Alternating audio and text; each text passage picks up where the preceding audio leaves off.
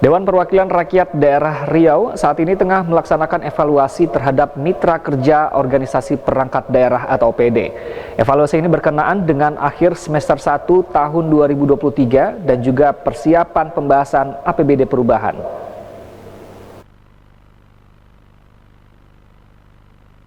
Salah satunya juga dilakukan oleh Komisi 1 DPRD Riau. Ketua Komisi 1 Dedi A. Muhammad Yatim mengatakan, pihaknya sejak beberapa hari lalu sudah mulai memanggil satu persatu mitra OPD.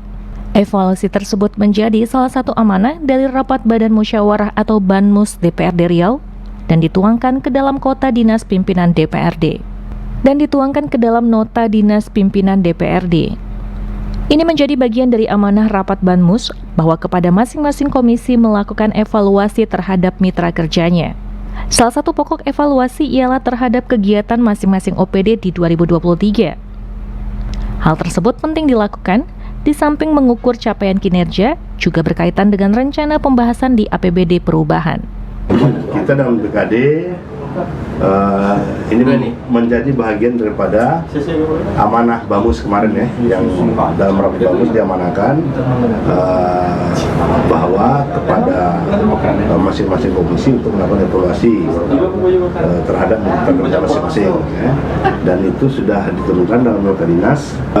Nota dinas disampaikan pimpinan kepada kalian komisi untuk melakukan evaluasi terkait dengan pelaksanaan kegiatan yang dilaksanakan oleh masing-masing OPD terdinas di 2023, ya kan?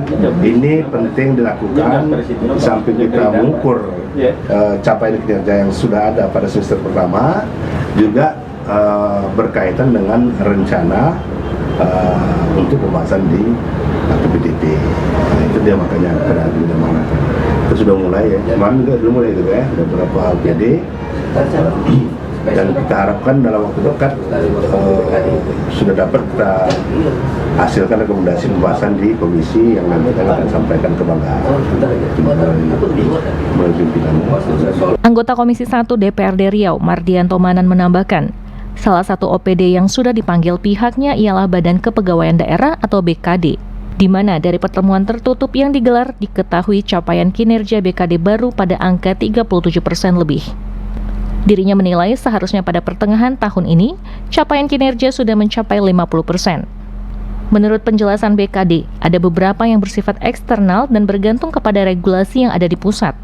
Ia mencontohkan perihal penentuan gaji 13 ASN, penentuan gaji P3K, pelaksanaan diklat PIM, dan beberapa persoalan eksternal lainnya yang berkaitan dengan kebijakan pusat. Namun pada dasarnya seluruh pekerjaan yang diproyeksikan rampung pada pertengahan tahun ini bisa dikatakan 100% tercapai. Ini adalah rutin kita lakukan acara RDP, rapat dengan pendapat, karena kita mengevaluasi kinerjanya yang sudah berjalan selama lebih kurang 6 bulan ini. Kemudian ada beberapa hal kita temukan, ternyata angka capaiannya sekarang kalau dikirim 37,sekian%. Artinya harusnya kalau sekarang bulan 6 harusnya kan 50%. Tapi dia ada menjawab tadi bahwa ada tentang penggajian gaji 13, lalu penentuan gaji P3K, lalu ada deklat PIM yang berkaitan semua itu dengan eksternal mereka, dengan nasional atau Jakarta, sehingga itu tidak bisa dia intervensi. Dia sudah memproyeksikan pada periode 6 bulan ini harusnya sudah dilakukan, tapi karena terkendala regulasi dan macam-macam masih terlambat.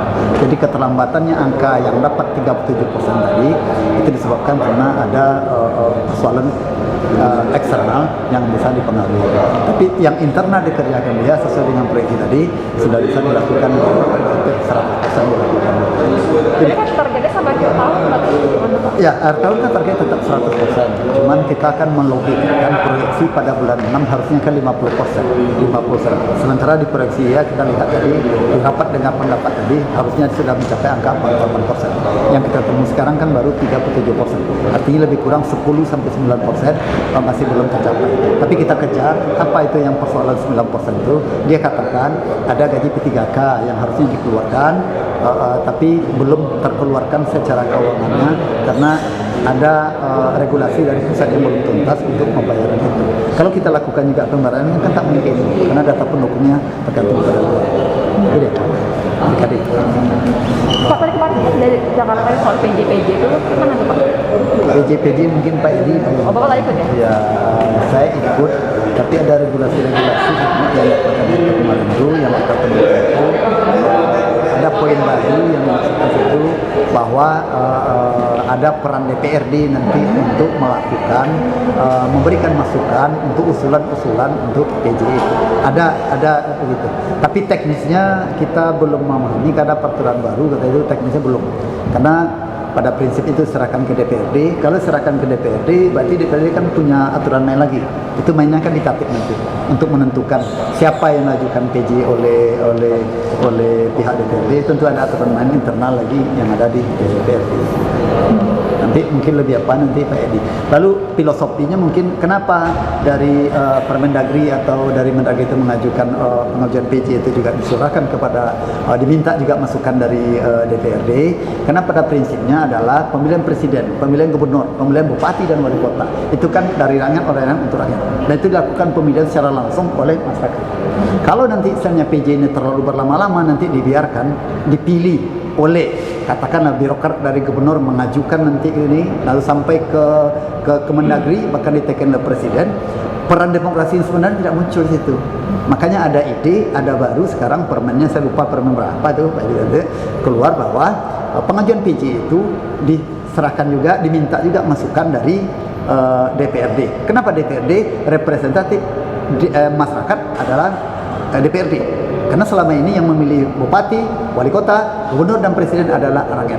Rakyat perwakilannya adalah itu, bukan gubernur, bukan presiden. Nah, tapi tetap hak vetonya wewenang tetap di presiden. Sementara berdasarkan klaim BKD, perihal internal sudah 100% dilakukan. Presti dan Randy melaporkan.